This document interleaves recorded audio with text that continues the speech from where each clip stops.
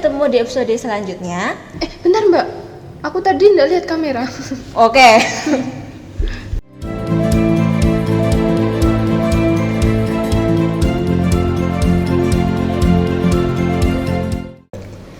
Assalamualaikum warahmatullahi wabarakatuh. Hai semuanya, selamat datang di podcast. Di episode kali ini kita bakalan sharing tentang luka yang gak selalu kelihatan. Nah, sebelum masuk ke obrolan utamanya, kita kenalan dulu nih sama moderator pertama. Halo, nama aku Nurita Solehati yang biasanya dipanggil Luna dari kelas 12B. Dan perkenalkan, aku Aisyah Asna Berlin Berenza dari kelas 11E, biasa dipanggil Berlin. Dan kita kedatangan narasumber nih yang bakalan nemenin kita di episode kali ini. Dan perkenalkan namanya. Halo semuanya, namaku Fatima Dwi. Aku biasanya dipanggil Fatim. Aku dari kelas 11G. Halo semuanya, namaku Faiza Mega Bebiana, biasa dipanggil Faiza. Aku dari kelas 11E. Oke, so sebelum kita masuk ke pembahasan utama kita, yaitu luka dari berbagai sisi, kita bakal bahas dulu nih dari dasarnya dulu. Jadi kita perlu perspektif dari kedua narasumber. Menurut kalian nih, mental health tuh apa sih? Kalau bagi aku ya, mental health itu gimana kita mengekspresikan kesehatan jiwa kita. Ya, maksudnya kan kita tahu kalau kita bisa sehat secara jasmani dan juga rohani. Nah, kita mau ngobrolnya tentang rohaninya dulu nih. Iya, boleh. Ya. Kalau dari Fatim?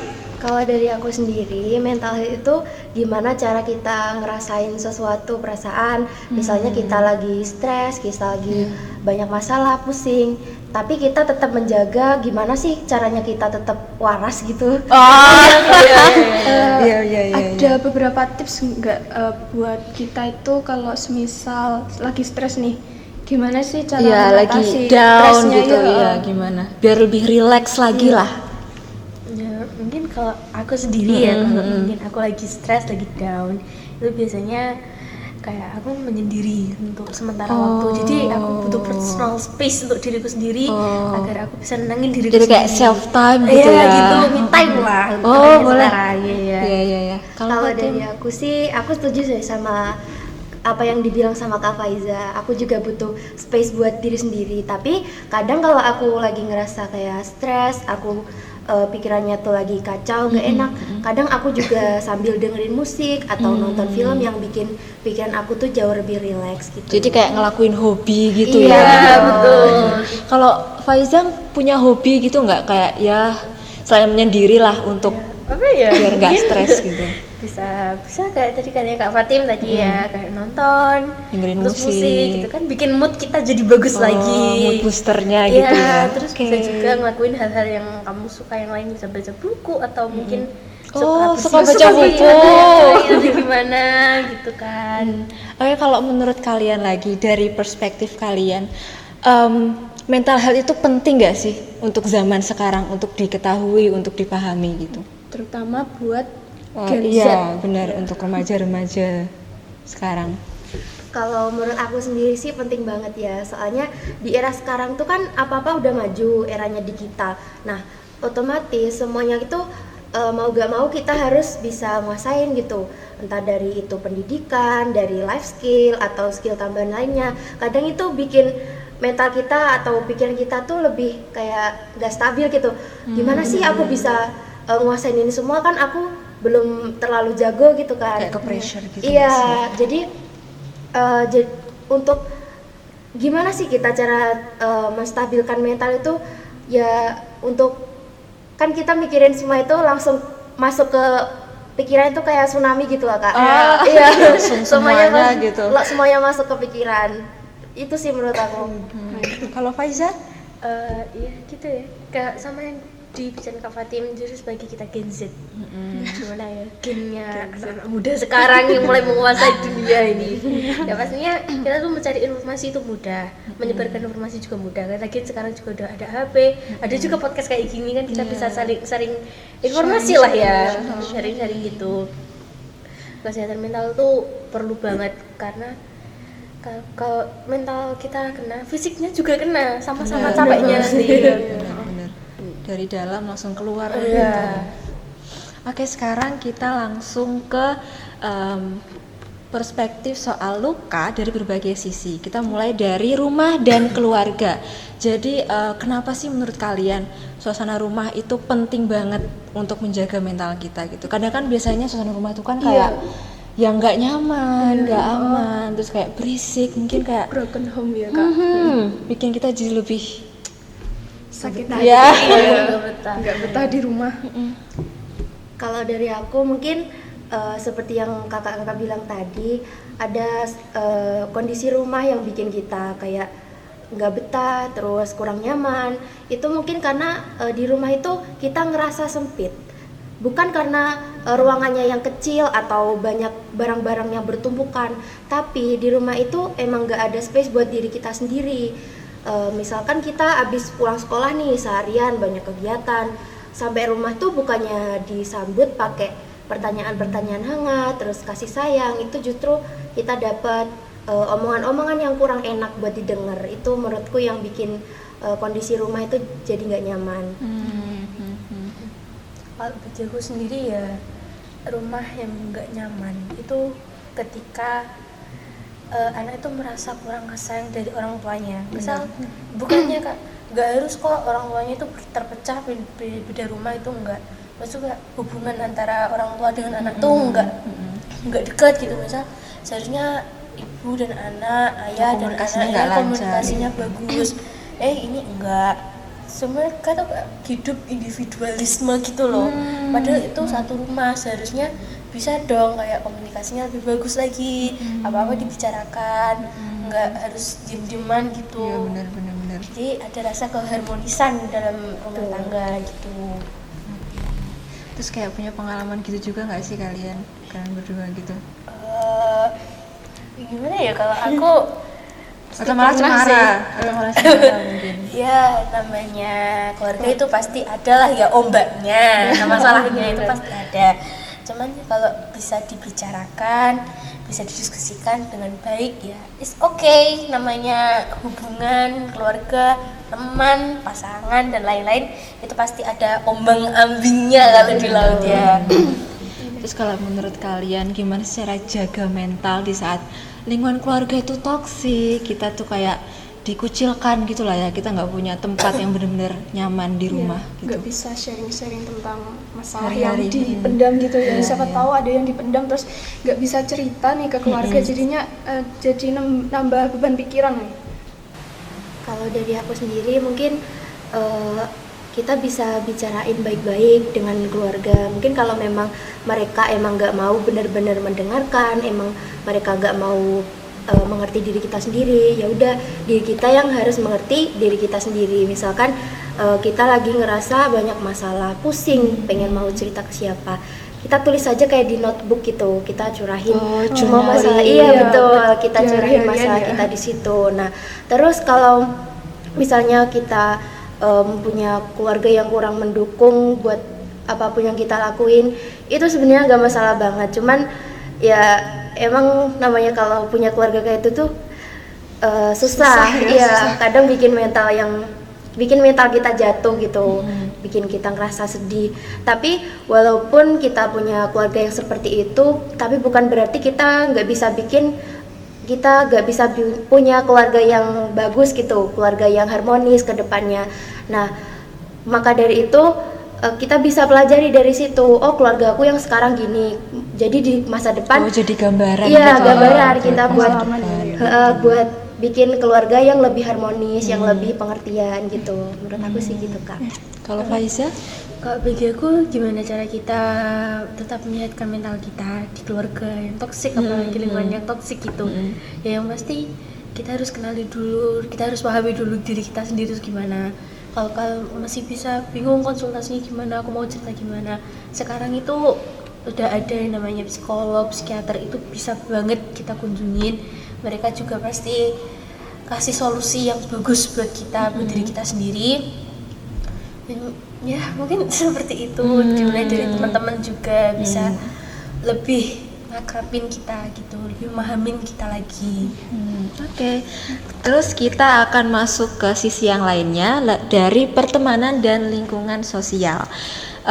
Jadi kalian tuh pernah nggak sih kayak punya temen yang banyak banget tapi ngerasa kesepian, kayak sendirian gitu. Punya temen banyak di mana-mana tapi kita kayak ngerasa sendiri, kita kayak nggak punya siapa-siapa. Sering ditinggalin gitu ya. Pernah nggak sih kalian? Pernah sih Kak. Itu misalnya kita lagi main kayak mungkin berlima berempat gitu. Kadang mereka cuman ngobrol sama topiknya mereka sendiri. Bener. Iya kan? Real. Kalau juga ngalamin ya. Iya, jadi kalau kita mencoba kayak gabung gitu, pengen ikut ngobrol tentang topik tersebut, itu kayak aku pengen join juga dong, tapi justru malah dikacangin gitu, diabaikan. Kayak nimbrung sama dikacangin gitu. Jadi kan kita walaupun kita lagi kumpul tuh bareng-bareng, tapi kita tetap merasa sendirian. Menurut aku gitu. Soalnya pernah sih. Pengalaman Ya, dari soalnya pernah deh kayak Iya, gitu. pernah. Ya gimana ya Kak, apalagi mereka tuh udah kelihatan excited banget, terus kita mau ikut Kitanya nggak diajak. Kitanya nggak diajak, kita sakit, Aduh, sedih banget ya. kacau. Iya. Oke, terus yang kedua, tanda-tanda pertemanan yang nggak sehat menurut kalian tuh yang kayak gimana? Pertemanan yang nggak sehat itu pasti dimana kamu itu nggak diterima di sana, kayak misal tadi yang lain excited tanpa kamunya nggak diajak gitu, ya kan Bener-bener. sakit juga ya di hati. Iya. Terus kayak ngomongin di belakang, Wah, di depan di depan mah baik, di belakangnya beda. Toxic banget ini mah. Ya gitu. Kalau dari Fatim mungkin Sama sih sama yang dibilang sama Kak Faiza, betul, aku setuju banget. Soalnya kan ya namanya anak muda kan banyak yang kayak gitu sekarang. bener. Oke, terus yang ketiga, gimana sih cara kita untuk kayak meninggalkan lingkungan pertemanan yang toksik, circle yang toksik gitu? Karena ada sebagian teman yang nggak enakan gitu kalau mau ninggalin Bener. temen yang udah Bener. nyakitin kita ya padahal Bener. gitu. Rasa nggak enak gitu ya, takut Kayak digimana-gimana. sungkan, padahal dia duluan yang nyakitin kita ya. Ya kalau dari aku sendiri, kalau misalnya kita punya feeling gak enakan gitu, ya mau gak mau kita harus paksa diri kita sendiri. Kita harus mau kayak ninggalin pertemanan yang gak sehat itu. Kayak mau gak mau aku harus keluar dari sini atau aku kayak gini terus gitu. Nah, kalau kita paksa diri kita sendiri buat keluar dari pertemanan yang gak sehat, terus kita bisa lebih fokus sama diri kita sendiri gitu menurut aku. Kalau Iya betul kalau kata Kak Fatim itu tadi, kita harus paksa diri kita. Ya lagian kenapa juga harus takut takut gak punya teman lagi. Benar, Orang benar. itu loh banyak, nggak cuma mereka kan lagian mereka juga toksik, ngapain kita temen sama kayak orang-orang kayak gitu. Kayak memang aku pernah dengar satu kayak quotes nggak sih kalau nggak salah, kamu nggak bisa merubah karakter orang-orang yang ada di sekitar kamu, tapi kamu bisa mengganti orang-orang itu, orang-orang baru gitu. Maksudnya kayak betul. mengganti circle yang baru. Iya betul. cari yang lebih baik. Bener. Lagian orang kan juga banyak ya, macam-macam, ada yang baik, ada yang kayak gitu. Emang udah kita cari teman yang emang ngasih positive vibes ke kita. Benar. Yang Benar. bikin kita lebih berkembang, lebih maju Benar. juga. Frekuensi lah ya. Iya gitu. Jadi kalau kalian tuh pernah nggak sih pacaran? Kalau aku sendiri itu belum pernah ya sampai pacaran gitu. Cuman ya Cuma kalau pernah suka ya, aja. suka sama deket aja sama cowok. HTS ya. Kebanyakan HTS Gimana ya? lagi Ambil trennya trennya pacaran itu cukup berat bagi aku sendiri ya. Karena ya emang gimana ya Kak, namanya pacaran kan harus berkomitmen ya antara si cewek dan si cowok, dan emang harus bisa saling memahami gitu loh. Kalau Fatim Sama sih, mungkin belum pernah pacaran. belum kayak gimana ya, Masa kurang iya? tertarik aja gitu. Iya, jadi kayak ya udah sih, kayak mungkin cuma deket gitu loh, tapi masih sebatas teman. Cuman Jadi suka lebih ke aja. friendzone. Iya, friendzone. Oh, friendzone. Bener, aduh. sama nih. Cuma dianggap teman. Aduh, sakit banget. Apalagi kalau kita udah terlalu berharap. Nah, Aduh, aduh, sakit. sakit sih. Tapi kalau menurut pandangan kalian nih, kalau semisal kita lagi ada di hubungan yang toksik, hubungan pacaran yang toksik, cara lepasnya tuh gimana? Kalau dari kalian, mungkin kalian punya pacar terus toksik gitu, manipulatif lah, terus yang segala macam pokoknya toksik. Astaga, kayak gitu yang pasti harus pemaksaan tadi kayak tadi kayak hubungan dan pertemanan tadi kan emang harus ada paksaan dari diri sendiri itu ya Jangan takut kehilangan jangan takut aja. kehilangan. Benar. Yang pasti cowok itu nggak sama ya, nggak bisa tuh kita samain misal sama si A sama si B.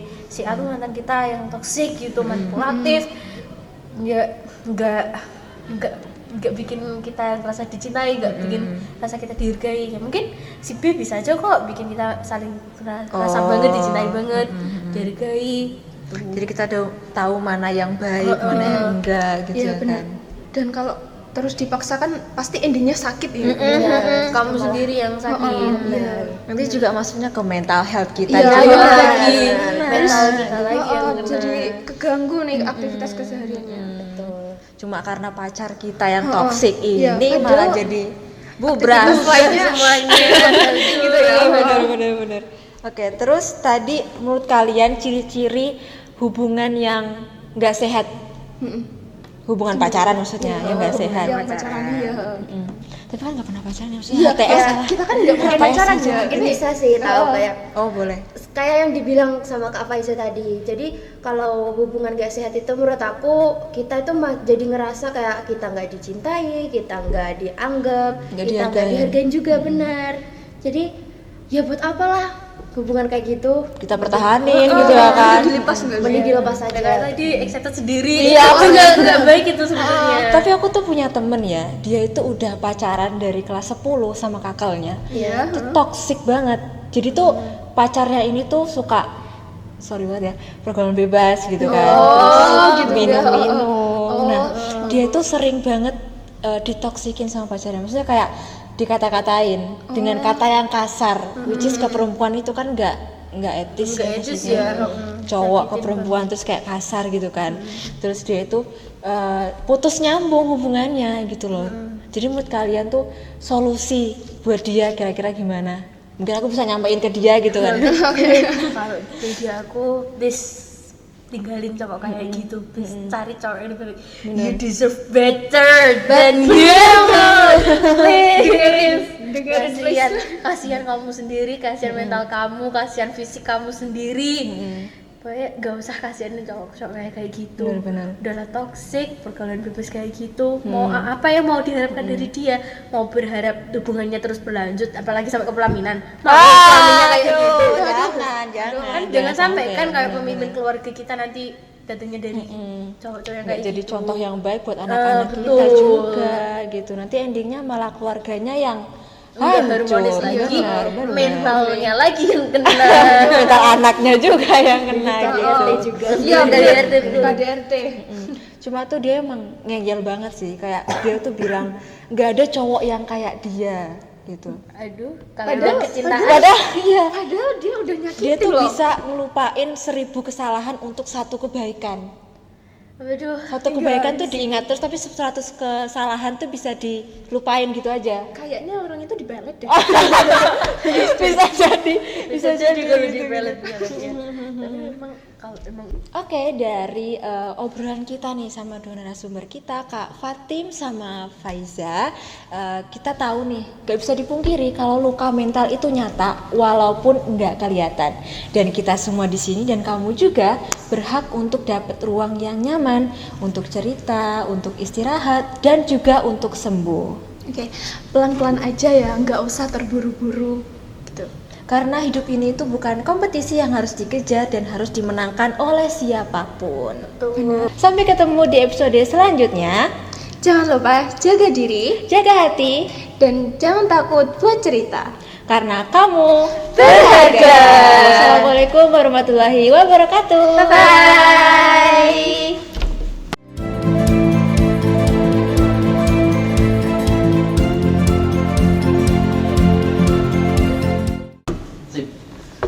akhirnya guys,